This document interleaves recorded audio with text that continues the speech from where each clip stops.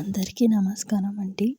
16వ తారీఖు డిసెంబర్ నెల మంగళవారం పంచాంగం ఈ వీడియోలో ఉందండి. నాదొక చిన్న రిక్వెస్ట్, మీరు ఈ వీడియో చూసిన వారు మీకు ఉపయోగపడినట్లయితే ఖచ్చితంగా నా వీడియోని లైక్ చేయండి మరియు సబ్స్క్రైబ్ చేసుకొని మన ఛానల్ని సపోర్ట్ చేయండి.